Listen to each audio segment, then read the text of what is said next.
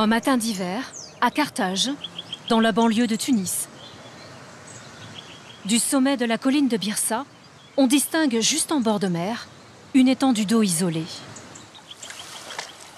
Quelques petites barques de pêcheurs y sont amarrées. Un lieu de quiétude, à l'écart de la ville.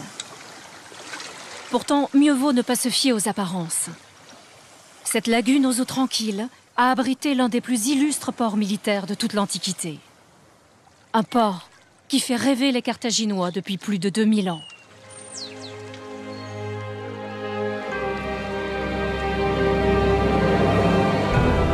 Le voici, ce port mythique. Lorsque Carthage était à son apogée, au IIIe siècle avant Jésus-Christ. La plus riche, la plus belle cité punique fondée par les Phéniciens. La capitale de l'Empire carthaginois.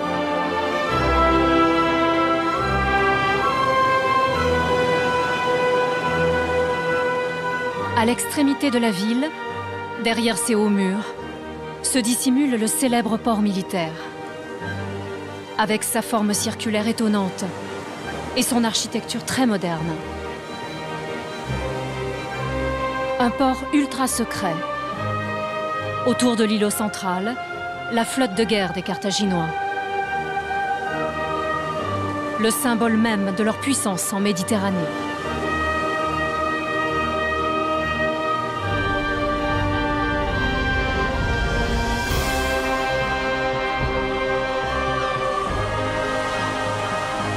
Mais Carthage est aussi une grande puissance commerciale. Voici son port marchand, bondé de navires qui sillonnent toute la Méditerranée et voguent même jusqu'au golfe de Guinée. Ce trafic maritime intense a fondé la prospérité de la ville.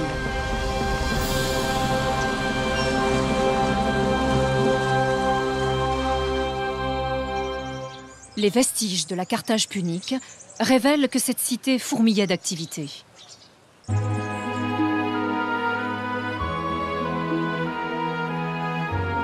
Voici donc ces maisons, telles qu'elles devaient apparaître au début du IIe siècle avant notre ère.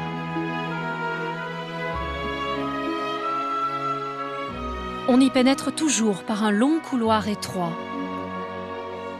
Il mène jusque dans la petite cour intérieure, avec au centre son regard qui permet d'accéder à la réserve d'eau douce. Toutes les pièces de la maison donnent sur cette cour, véritable cœur de la maison. À cette époque, le héros de Carthage s'appelle Hannibal. Hannibal, lui, finira par se donner la mort. 40 ans après, les Romains réussissent enfin à prendre Carthage.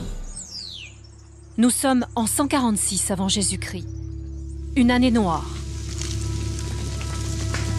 La cité est totalement détruite, la population massacrée, asservie, et le sol même de Carthage, maudit par les Romains.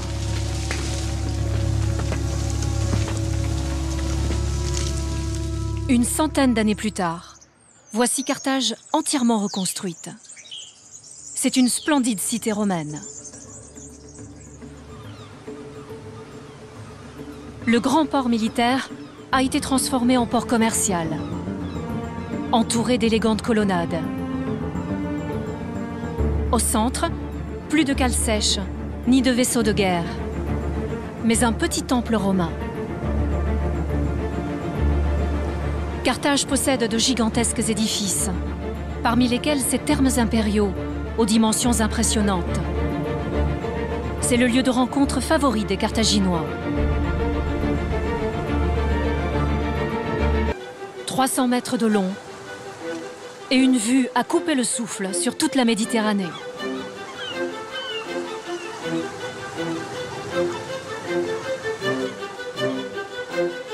Carthage la Romaine est donc parée de somptueux monuments publics,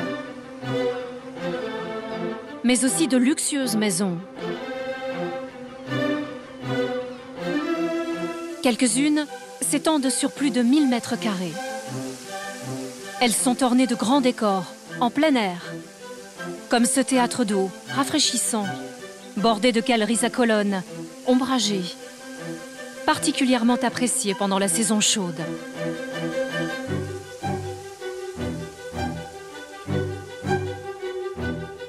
Sans oublier la cour intérieure, à ciel ouvert, avec son péristyle et son jardin privé. L'une de ces villas a été reconstituée sur le site.